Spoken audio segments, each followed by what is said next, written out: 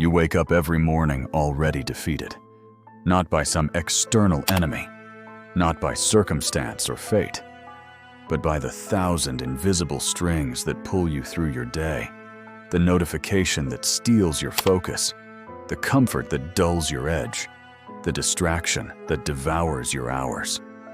And somewhere, deep in that place you don't like to visit, you know the truth. You've become exactly what the world designed you to be. Weak, scattered, obedient, a perfectly engineered subject in a system that runs on your submission. But what if I told you this was always the plan? 5 centuries ago, a man watched princes rise and fall like autumn leaves. Niccolo Machiavelli studied power not as philosophers do, through ideals and virtues, but as a surgeon studies flesh. Cold, precise, without illusion. And what he discovered wasn't just about ruling kingdoms.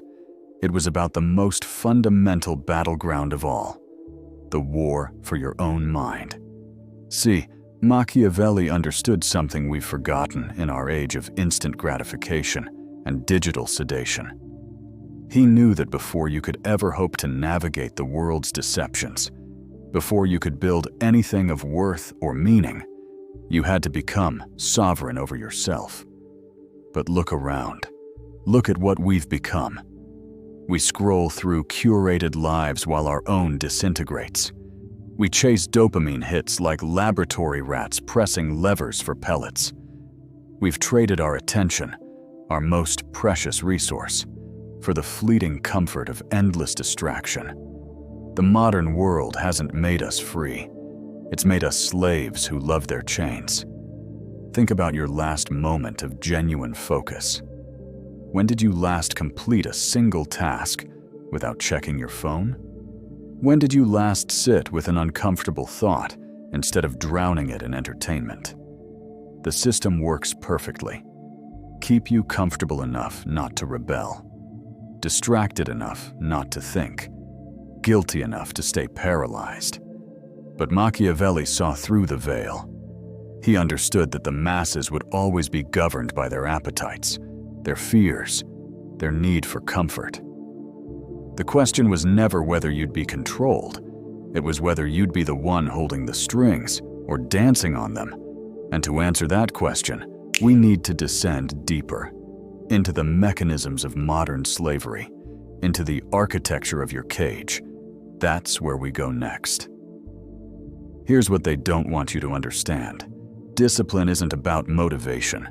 It isn't about becoming a better person or finding your purpose. Those are the lies they sell you in self-help books, while you remain exactly where you are. Real discipline, Machiavellian discipline, is about power. Raw, calculated, personal power. Machiavelli wrote, "Everyone sees what you appear to be. Few experience what you really are." But we've inverted this. We've become so obsessed with appearance, with the performance of productivity, that we've forgotten the iron core beneath. The prince who rules only through appearance is already dead. He just doesn't know it yet. Think about how you spend your days. You wake to an alarm you didn't choose. Check messages that hijack your mind before your feet hit the floor. You consume content that programs your desires. Chase goals that were never yours. You mistake busyness for progress, consumption for creation.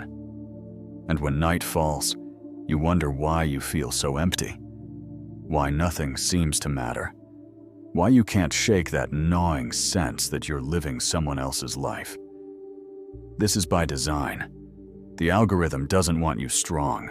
The system doesn't want you focused, because a person who has mastered themselves, truly mastered themselves, becomes dangerous, ungovernable, free. Machiavelli knew that fortune favors the bold, but he also knew something darker, that boldness without discipline is just another form of slavery. The impulsive man is as easily controlled as the coward. Both dance to strings they cannot see. But the disciplined mind, that's different. That's the mind that can wait, that can choose its moment, that can resist the 1,000 small tyrannies that rule modern life. Let me paint you a picture of what we've become. The average person checks their phone 6 times per day. That's once every 10 minutes of waking life. Each check floods your brain with dopamine, then leaves you emptier than before. You're not using the device, it's using you. Social media algorithms literally study your behavior like Machiavelli studied princes. They know your triggers, your weaknesses, your patterns. They know how to keep you scrolling, clicking, consuming. They've turned distraction into a science and your attention into currency. And here's the cruel irony. You know this. You feel it every day. The guilt after hours lost to meaningless scrolling, the shame of another abandoned goal, the quiet desperation of watching your potential rot while you feed the machine. But knowing isn't enough, because they've made weakness comfortable. They've made surrender feel like self-care. They've convinced you that discipline is toxic, that boundaries are harsh, that saying no to yourself is somehow saying no to life. This is the deepest deception of all, because real life, sovereign life, begins the moment you stop negotiating with your weaknesses. The moment you stop asking, "What do I feel like doing?" and start asking, "What would make me formidable?"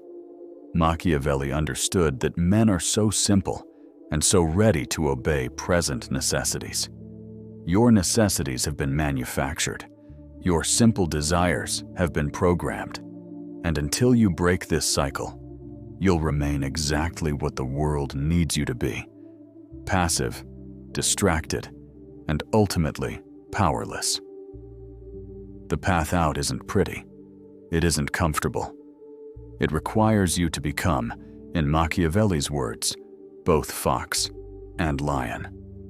The fox to see through the world's deceptions, the lion to act despite your own weakness. But first, you must govern yourself, because the man who cannot rule his own mind will always be ruled by others.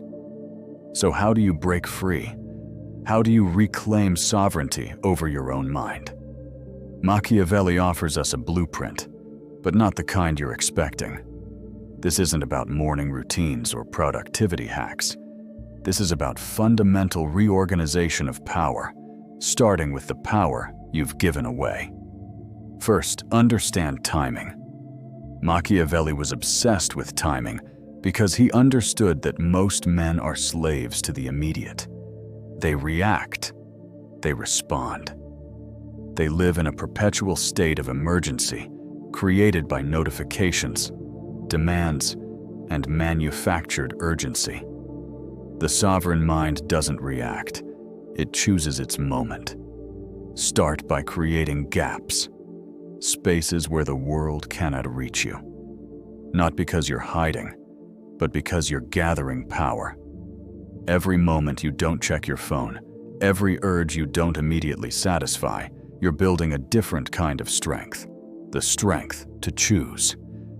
But here's where it gets dark, where Machiavelli's truth cuts deepest.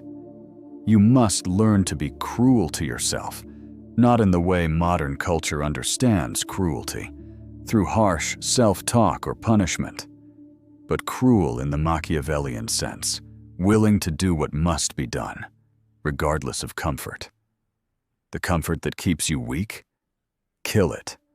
The habits that scatter your focus? Eliminate them. The people who drain your energy?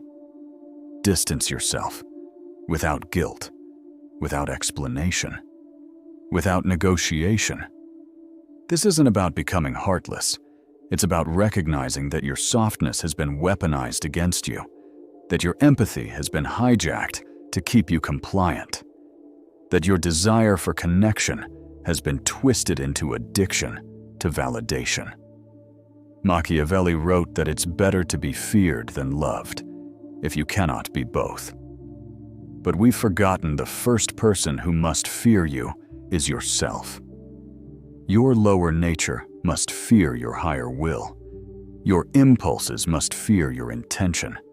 Your weakness must fear your discipline. Because discipline without teeth is just another performance. The modern world has made you forget what you're capable of. It's convinced you that struggle is trauma, that discomfort is damage, that any form of self-denial is somehow self-harm. But Machiavelli knew better. He knew that men are made by adversity, not despite it. That power comes from restraint, not indulgence. That the ability to delay gratification isn't just a skill, it's the foundation of all sovereignty. Every time you choose the difficult path over the comfortable one, you're not just building discipline, you're building identity. You're becoming someone who cannot be bought with comfort or controlled with ease. This is what they fear. Not your anger, not your rebellion, but your calm, calculated refusal to play the game they've designed. The man who needs nothing from the system cannot be controlled by the system. The mind that finds satisfaction in challenge rather than comfort cannot be sedated. The will that chooses its own pain cannot be broken by the pain others would impose. You want to know the truth? The real truth that Machiavelli would whisper if he could see us now?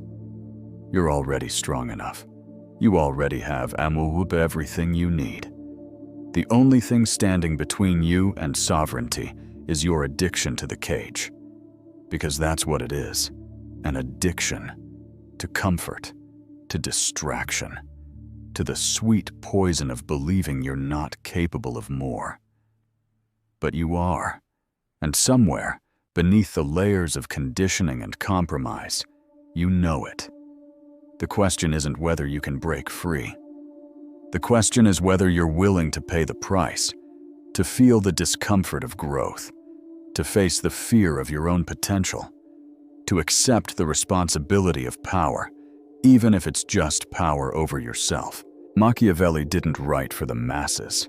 He wrote for the few who could stomach the truth, who could see the world as it is, not as they wished it to be, who could act with clarity instead of emotion. Are you one of them? Or will you close this video, return to your distractions, and pretend you never heard the call? The choice is yours.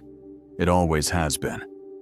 But remember, in a world designed to keep you weak, discipline isn't self-improvement. It's revolution. And the first territory you must conquer is yourself.